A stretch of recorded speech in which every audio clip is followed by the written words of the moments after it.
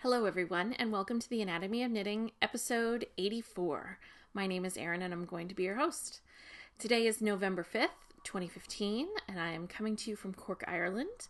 I'm an American expat living in Ireland with my husband and two children. And it's been a couple of weeks since I podcasted, mostly because of the Halloween holiday. So I have a ton of things to talk to you about. So let's get started. So the week in review. Oh, the things I'm going to talk about. Week in review, what's on my needles, and some sewing and quilting things. So that's everything that we're going to talk about. The week in review, there hasn't been a whole lot of events that we've done. The boys have been resisting their naps lately, which has been making me think that they're maybe dropping their naps, but I'm not 100% sure on that. I hope not, because I really appreciate, thank you, but no, Ari, stay over there. Thank you. I really appreciate their nap time because I tend to get a fair amount of stuff done during nap time. We're working on it, though. I think it's just a process of I think they're capable of staying awake a little longer. So I think it's just a process of figuring out what time they need to wake up versus the time that they need to go down for their nap. That itself is a trial and error process, and it just takes time. I've tried waking them up. So instead of because the boys would usually sleep until I wake them up, or around like 8 to 8:30, they'll sleep until, which I know I'm very lucky to have. So I've tried waking them up consistently at 7:30 this week. And the naps have been a little bit easier, but not really. So I'm tempted to start waking them up at 7 instead this upcoming week. But we'll see. We'll see what happens. Part of me thinks I just need to kind of wait it out, and then they'll want to take their naps again, but who knows? Anyway, that's been one of our challenges this week. We had Halloween. This was our first Halloween here in Ireland, even though we've been living here about a year and a half.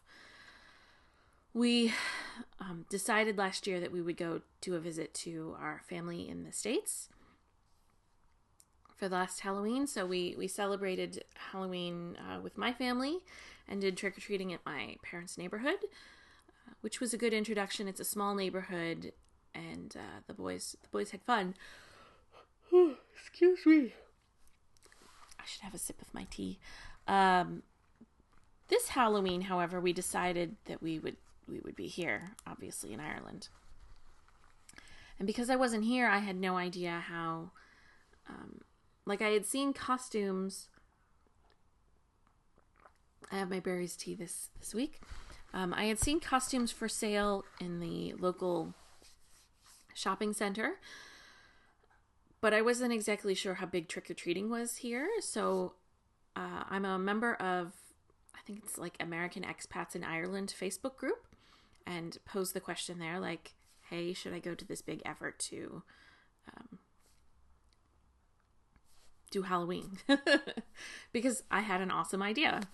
And they said, yes, people love Halloween here, especially in the suburbs of where you're living. So I hadn't started any of our Halloween costumes prior to the 1st of October, which is out of my usual. I usually like to have at least 1 or 2 Halloween costumes done during the summer, so we can, not be waiting until the last minute. I had thought on Halloween week, I had thought about that Monday or Tuesday of Halloween week that perhaps I wouldn't finish on time, because I still had to work on the boys' costumes. I had to hem my costume, which I think I did prior to talking to you last. And I had to do my husband's and the boys' costumes. My husband's costume was very labor intensive, and the boys' costumes was challenging in the fact that I needed to fit it to them, and that they sometimes wouldn't participate in the fittings. So, Ari, I don't want you jumping up in the middle, so why don't you stay down there, okay? Let's see. So I managed to get everything done. The only thing I had to do on Halloween day, that Saturday, was to sew on some buttons onto the boys' overalls. Excuse me. I just had to get them to try on their costume and fit where the buttons needed to go. Thankfully, because it was Halloween, I could say, hey, if you want to go trick-or-treating tonight, let's fit this. So, yeah, that was fun. I think I'll wait until I talk about my sewing and quilting stuff later to kind of show you all the fabulousness that I created. You'll see that this is my Princess Peach crown. I decided that, every girl needs a tiara, and especially while podcasting. So why don't I just wear the one that I had for Halloween? This is a 3D printed crown, which you can kind of see the texture of a 3D print. I'll show this a little in more detail later. And because I had to attach it with this elastic band. It has a tendency to scratch behind my ears, so I wouldn't be surprised if at some point I needed to take this off because it irritated my ears. But I figured I'd show it to you. I'm very pleased with it. So let's see, anything else in review that I can think of? I don't think so. It's just been a usual week. Last week was midterm break, and so we didn't have our gymnastics toddler group last week, so we managed to go this week. And the boys just love that toddler group. There's so much to run and jump on, and it's just fun for them. Yeah, so let's get to what's on the needles. I have just the same two things that I have been working on. The first one is a pair of socks, and this is using some vintage Sweet Georgia yarns in the Blue Fig colorway, and this is her superwash sock. I have one completed sock there. Super fun. And I think the last time I spoke to you, I just had the ribbing complete, so I haven't gotten all that much more. I'm going to watch the needles. I don't want to hit my microphone. I just had a little, I steal maybe a row or two at a time when the boys are playing quietly in the playroom and they don't need a whole lot of intervention. I managed to knit a row or two. There was a knot or a mistake in the ply that I had to here in the ribbing that I needed to cut the yarn for. Excuse me. So you can kind of see where the pooling changes just a hair.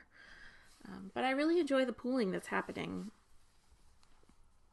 I know a lot of people do. I guess this is more flashing. I think this is considered flashing rather than pooling. But that's that. These are slow going. They're just work on it whenever I have a spare moment. I try to bring it outside when the boys and I go outside in the back, but they tend to like to ride on the little swing set that we have, and because they're still so young, they haven't been able to like pull themselves up onto the swing set or push themselves, but they can sit and hold on. So I tend to push them while they swing. So I don't get a lot of time outside to knit that either. The next thing I have on the needles is, and again, somehow I got my copy wet. It is the Acorn Trail. There's that lovely, beautiful, cable-y texture on the back, and then there's some on the front as well. It doesn't have that cable in the center on the front. It's just got the seed stitch horseshoe cable and then the lace there on the front. This is a pattern where you can, I believe on Ravelry, she has this as a pattern that you can download, and it has, the sizes for the regular, increments of bust sizes, or you can use the custom fit recipe, for the Acorn Trail, you buy this first, and you use the recommended custom fit. Yeah, see that big old splash of ink?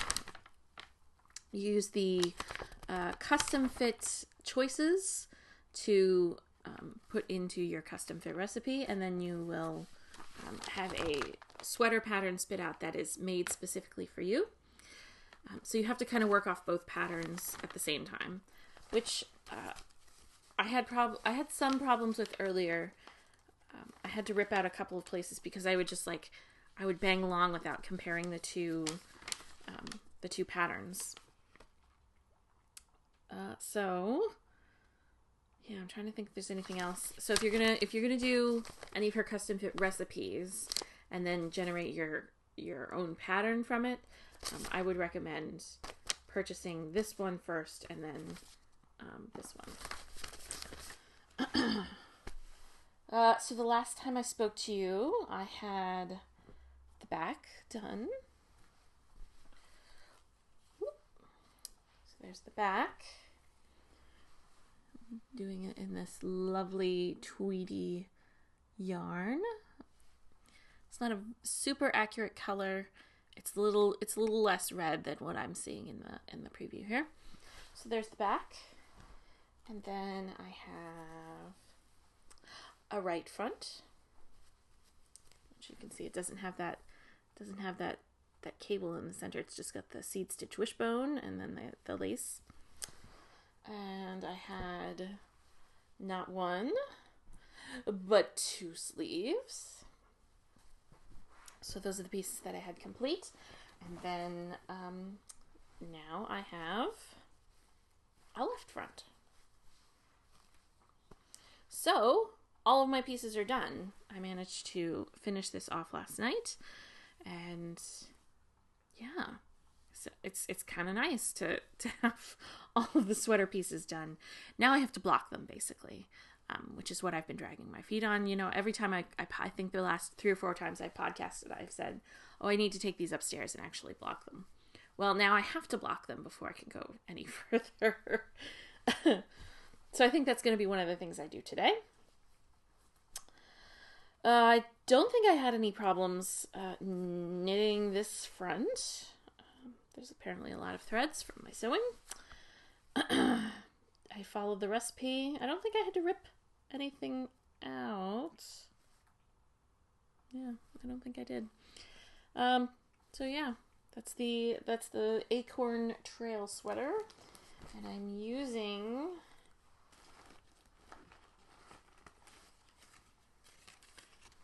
Blarney Woolen Mills Donegal Tweed hand knitting wool, made in Donegal, Ireland. The highly descriptive shade number B4644, and there is 183 yards and 100 grams, and you can use they recommend US 8s. I'm actually using US 7s, and it's giving me a good fabric I like. I think I have 3 skeins in the ottoman that you're sitting on, and then this is the 4th skein left. I had a total of, I want to say 12 skeins. So there's that. So next I just need to let's see. Well, let's consult my pattern on what I need to do. I need to wet block. It says work finishing instructions as specified in my custom fit pattern. And I have finished the sleeve. So the finishing instructions say to wet block, and then sew the shoulders together and then set in the sleeves.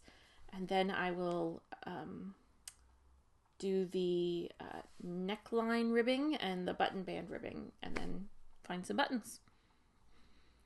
So that should be fun.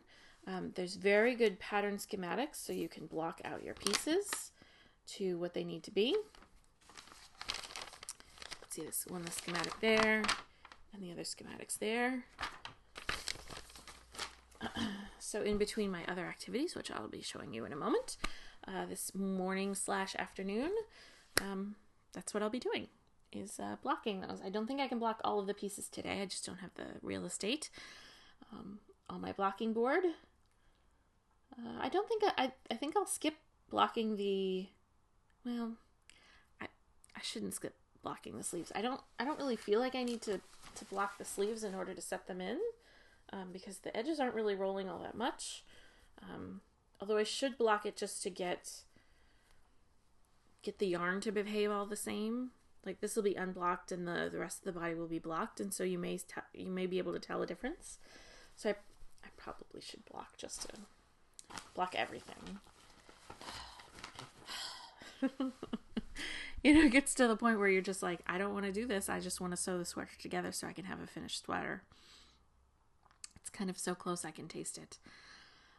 I think by the time that I get this all done, it'll be about 2 months that I've been working on this, which isn't so bad. I think the other sweaters that I've knitted have taken me a lot longer. So we shall move on to the sewing and quilting portion, because that's been mainly what I've been working on.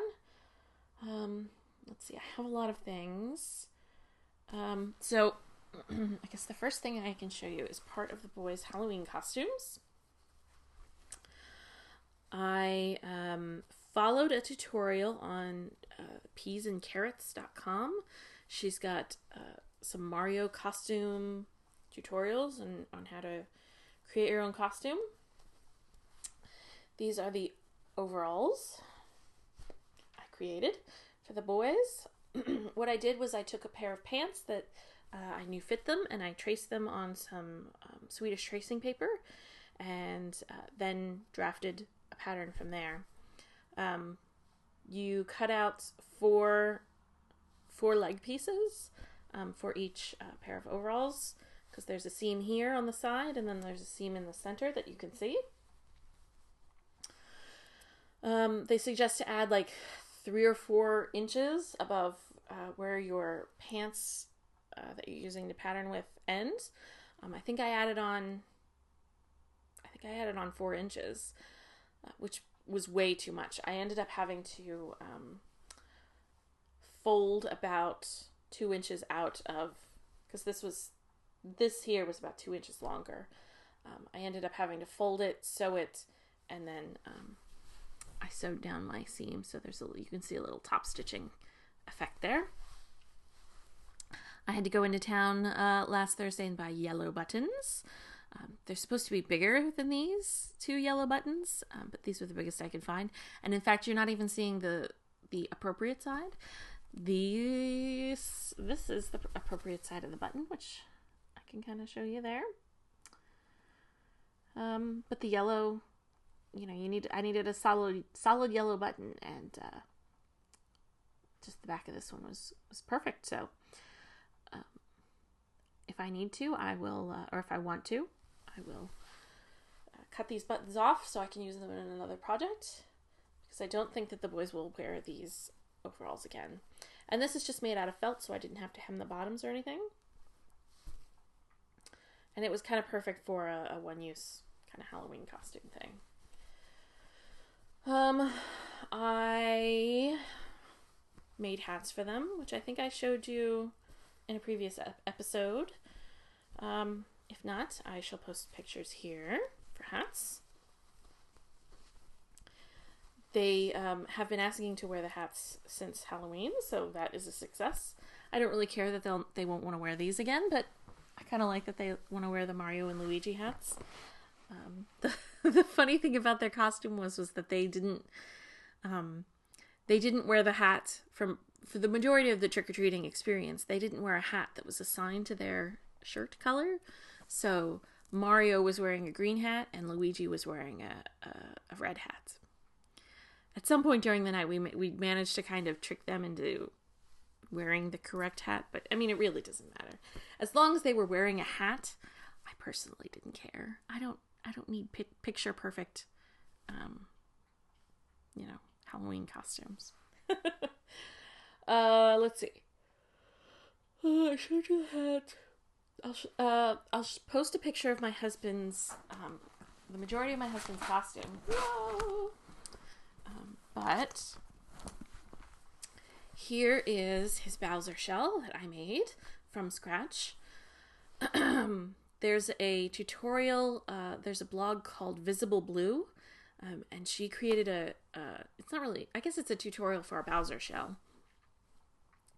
But her son was Bowser for Halloween one year, and basically what she did for her son is what I did for my husband. I just kind of generally followed her directions for all of it. But this is the Bowser shell. What you do is you get some cardboard big enough to you cut out an oval that's the distance between like your collar, where your collar would be, and where my husband's tail would be in the costume. That was about 21 inches for me. You cut out that oval, and then you cut. So imagine Bowser's shell. You cut lines here and here and down there, and then you overlap those two areas, so you can create sort of a skeleton structure for the shell. And you can kind of see it. Ooh, there. So you can see this is the cardboard that's sticking out right there. I apparently did not do a very good job with the outline of my green fleece here. You're supposed to do it about 2 inches bigger than your shell, but I apparently did not do a very good job. But whatever. It's a Bowser shell. It looks awesome. So you place that sort of skeleton of the shell over top your fleece, trace it 2 inches larger around, and then cut that out. One piece of fleece is going to be the top, and I don't know if you'll be able to see it. Yep. So you do some quilting of some hexagons on your fleece. There's batting. I believe it's wool batting that's underneath this green fleece here that I just quilted some hexagons on, so I would know where to put the spikes. You do a total of 10 spikes, 4 down the center. Here's the center, and then 3 on each side. You put the spikes in where those hexagons are. I made the spikes by kind of determining, so for her child, so for the tutorial that I found online, for the child size, she wanted a diameter of like 4.5, is it 4.5 inches? Yeah, I think it was. And so I knew that because I was making this for an adult, I needed to upsize that. So I ended up finding a diameter of, I think 8 inches worked for these spikes. And so I found a bowl that was about 8 inches wide that I traced onto white fleece. And then I cut those out, and then I cut those circles in half, which then you can sew a seam in and get a cone shape out of. Once I did that, I spent an evening before I constructed the shell, hand sewing all of the spikes on. Maybe I spent 2 evenings. I think I spent two evenings doing that. You can see the quilting there. And then once that's done, you put your cardboard skeleton inside. You put some stuffing inside, and you put the other side of the fleece on, and then you sew around the edges completely.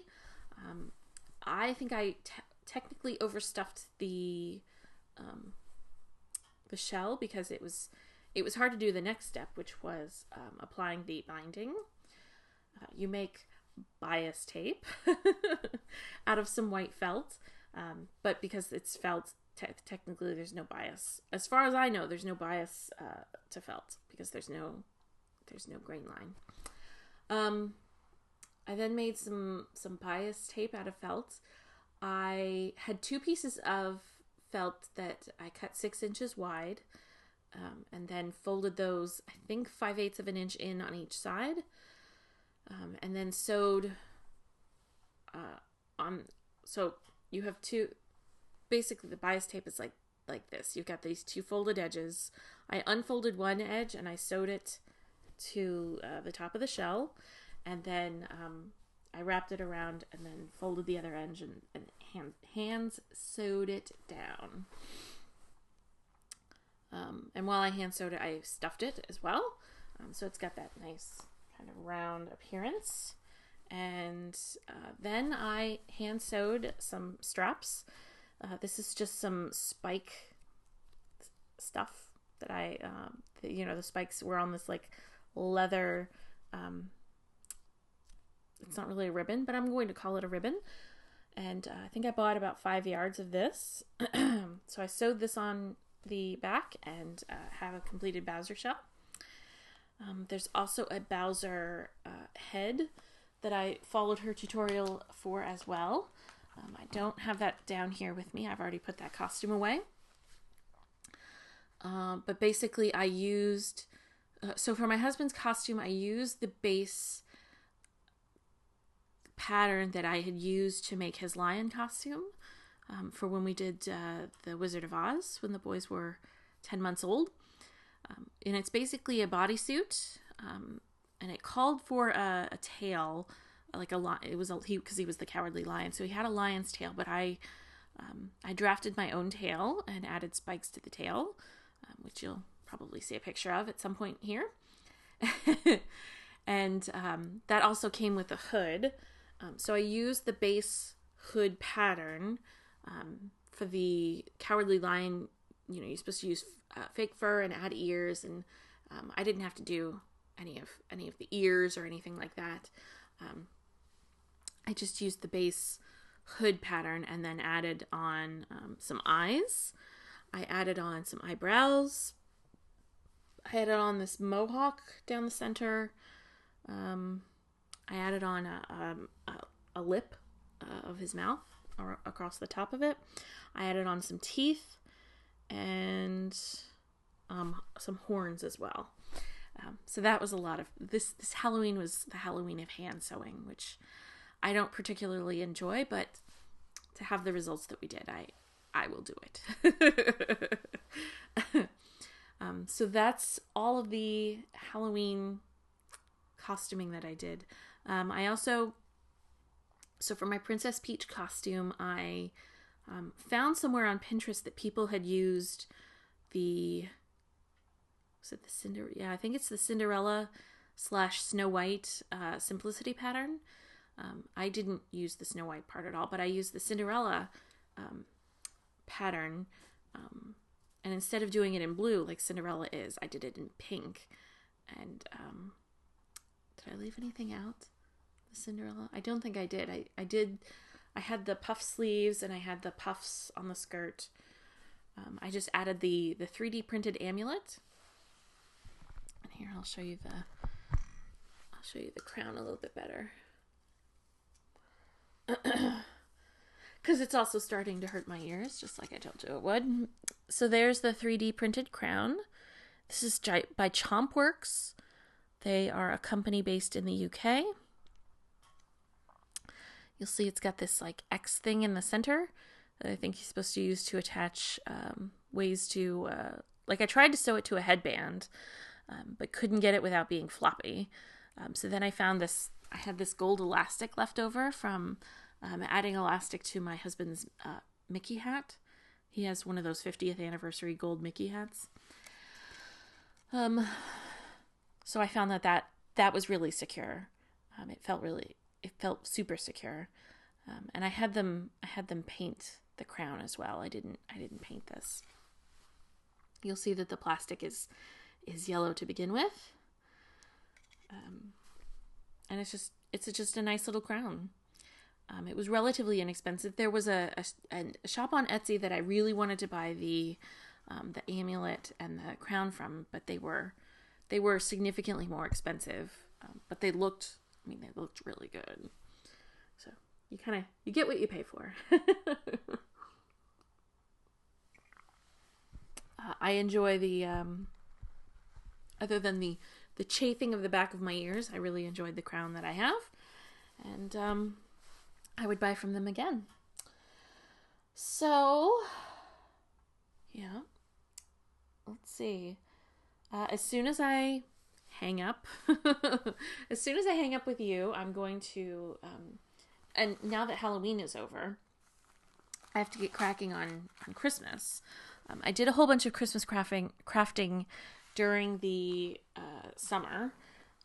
I got my mom's Christmas present done. I got part of my brother's Christmas present done. I think I'm still going to make my brother a Doctor Who themed Christmas stocking.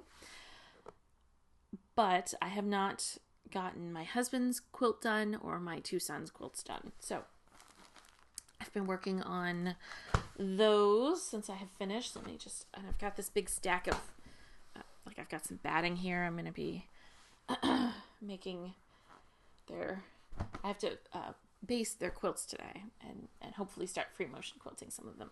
So my husband's a big Star Trek fan. He's very excited about the new show that's coming out. I've been kind of giving him some ideas for what we should do for Halloween next year. Right now, the leading idea is to do. I found a pin on Pinterest of these Thomas the Tank Engine costumes, and the boys are really into Thomas right now. Whenever we have some TV time, that's what they want to watch. They want to watch Thomas, and so basically. The child dresses in like a trained engineer's outfit. So with the overall, those kind of stripy overalls and the stripy hat, and a bandana, and then you construct this Thomas out of cardboard that they can you put suspenders on the Thomas costume and they can wear Thomas. It's super cute and looks super awesome. So I'm thinking that that's what I want to do next year, is that the boys will be whichever Thomas train that they want to be. Right now it would probably be Diesel, that's Nathaniel's favorite, and Thomas for Malcolm. Anyway, another idea was because that show on CBS got announced for Star Trek, is that we'd go as a bunch of Star Trek crew members, whatever. Anyway, this is the backing fabric that I have chosen for my husband's quilt. Star Trek The Next Generation. That's his favorite. What is it? Not series. I guess it is series. That's his favorite series. I designed this sort of chevron-y quilt here, and it's got all the colors of the different. There's science, there's security, and there's command, I think. So yellow is command, blue is security, blue is science, and red is security. So that's just kind of a preview of the quilt that I made him. I've had this done for quite a while. I just need to baste it and quilt it. So that's one quilt that I'll be doing today. The other one is Nathaniel's quilt. I've been working on his. I designed what I wanted for him. I didn't follow a pattern. And I've had just the comedy of errors with Nathaniel's quilt. So I purchased this fat quarter grouping in London when I went to the Knitting and Stitching show. They've been really into kind of like farm animals and tractors. And so I did this inverted star. You can see the sawtooth star in the center. Surrounded by the different animals and such. Let's see here. I originally was going to have this be 4 blocks. These are 12-inch blocks. I was going to do 4 blocks by 5 blocks. But I apparently did not keep enough of these solid squares here in reserve. So I ran out of solid squares and then had a whole bunch of half square triangles left. So then I thought, okay, well, I'll continue the 4 blocks by 5 blocks, but I'll just do like a border of these inverted stars, and then I'll put smaller blocks. And so I created a bunch of these smaller blocks here, but I apparently only thought that I needed, 6 blocks to fit in the center. I was incorrect in that assumption and didn't have enough of these blocks to fit in that big space in the center. So what I did is I decided to do 3 blocks by 4 blocks for his quilt. So there's the 3 blocks, and then I've got this still folded in half. So that's his quilt. Farm animals. So I think I will be basting this one. Definitely this one at least. And then depending on how many pins I need to use, I will baste my husband's. And then because I didn't use these, I thought, well, I have all these blocks that I made, but haven't used. What should I use it for? So I am creating a quilt for his Lammy, which is his stuffed animal that he loves and sleeps with and carries around everywhere. So this is going to be Lammy's quilt. So because I'm making a Lammy's quilt for Nate, I have to make a Lammy quilt for Malcolm. And as you can see, I have nothing actually made yet for Malcolm. I have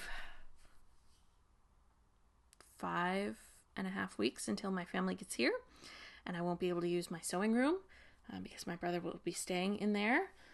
I could theoretically bring my machine downstairs and use it on the dining room table, but I don't want to count on that. So yeah, it's a bit of a time crunch, but I have to get my husband's quilt done in this time period. That's my only have to. I don't have to get the boys' quilts done before Christmas. I'd like to, but I don't have to. So yeah, we shall see how things go. I decided not to wing it with Malcolm's quilt, and I've bought a pattern, and so hopefully I'll just be able to get that done, to bang that out. I'm using a flannel backing for Nathaniel's quilt. It's just this yellow subtle design here. And yeah, so the backings are all ready to go. The quilts are all ready to go. I just have to baste them and start free motioning them. I'm thinking I will definitely get Lammy's quilt done free motion today. I'm thinking I might be able to get Nathaniel's quilt free motion today. If I can do that, then during the next couple of nap times, fingers crossed, I can baste and quilt my husband's quilt. I think I'm going to do, for my husband's quilt, some sort of wavy straight lines. And then with Nathaniel's quilt, I'm thinking of just doing a meandering with a little loop occasionally. So we'll see. We'll see how it turns out. I